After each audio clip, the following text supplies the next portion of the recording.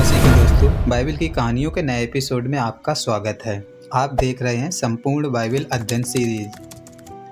पिछले एपिसोड में हम लोगों ने देखा था कि जब याकूब अपने पूरे परिवार, नौकरों और सब जानवरों को लेकर वह चुपके से अपने मामा लाबान के पास से भाग गया, और जब यह बात लाबान को पता चली तो वह उनके पीछे दौड़ा। और जब दोनों आमने सामने आए तो माहौल में तनाव भरा हुआ था।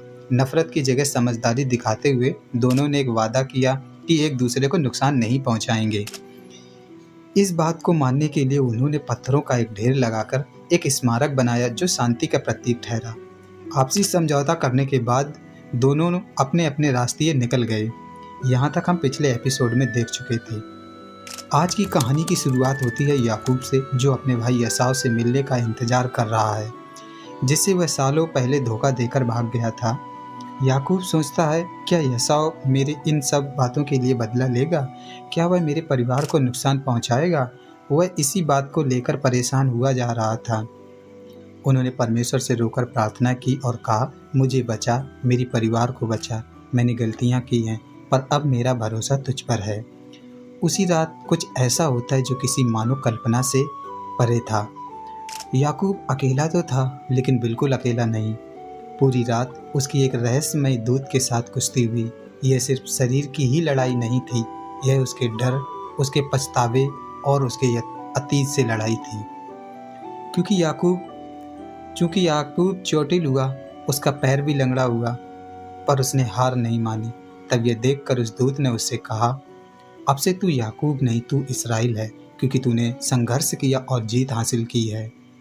यह नाम बदलना महज एक शब्द ही नहीं था, यह एक पहचान थी। उस इंसान की पहचान जो टूट कर भी दोबारा उठा, जो भागने वाला था अब सामना करने वाला बना, जिसने डर से लड़कर विश्वास की जीत हासिल की। जहां रात बीत चुकी थी, वहीं याकूब पूरी रात प्रार्थना, डर, संघर्ष और एक उम्मीद के बीच में जागा रहा। सुबह की पहली किरण के साथ ही एक क्षण ऐसा आने वाला था जिसे सोचकर ही याकूब के दिल में मानो एक अजीब सी बेचैनी होने लगती थी, क्योंकि उसका सामना अपने ही भाई एसाव से जो होने वाला था, जिस भाई को उसने सालों पहले धोखा दिया था और जिससे डरकर वह भाग गया था। लेकिन अब लगता था कि शायद वह उसे मार देगा। जब याकूब इसी उधेड़-बुन में खोया हुआ था कि वह दूर से अपने भाई एसाव को पास आते हुए देखता है, जिसके साथ में 400 आदमी थे। याकूब को यह देख करके ऐसा लगा मानो किसी भी पल उसका दिल धड़कना बंद कर देगा। लेकिन इसके बावजूद भी उसने अपने परिवार को दो दलों में यह विचार करके बांटा कि यदि उसका भाई एसाव एक दल पर हमला करेगा तो दूसरा दल बचकर भाग निकलेगा, और स्वयं उनके पीछे पीछे विनम्रता के साथ में चल पड़ा। कुछ देर बाद ऐसा हुआ कि कुछ उसकी सोच से एकदम ही परे होता है। एसाव जैसे ही याकूब के करीब आया, ना ही तलवारें चली, ना चीख पुकार हुई। एसाव ने दौड़कर अपने भाई याकूब को रोते हुए गले से लगा लिया, मानो बरसों से इसी पल का इंतजार था, और एक दूसरे से मिलकर महसूस किया जैसे सालों का दर्द एक पल में एक गले लगने से गायब हो गया हो। जहाँ याकूब ने बदले की उम्मीद की थी, वहीं मिली माफ़ी, प्यार और अपनापन। यह देखकर याकूब की आंखों में आंसू थे। वह सिर झुकाकर कहता है, भाई मेरी गलती थी, पर अब मैं तुम्हारे सामने विनम्र हूँ। पर एसाव कहता है, उसे देखता है और मुस्कुराता है कि तू मेरे पास लौट आया, मेरे लिए यही काफ़ी है। इसके बाद याकूब एसाव को बहुत सारे तोहफे देता है, जैसे कि भेड़ बकरियाँ, ऊँट, गाय बैल इत्यादि चीज़ें, और कहता है, ये सब इसलिए कि तूने मुझे स्वीकार किया।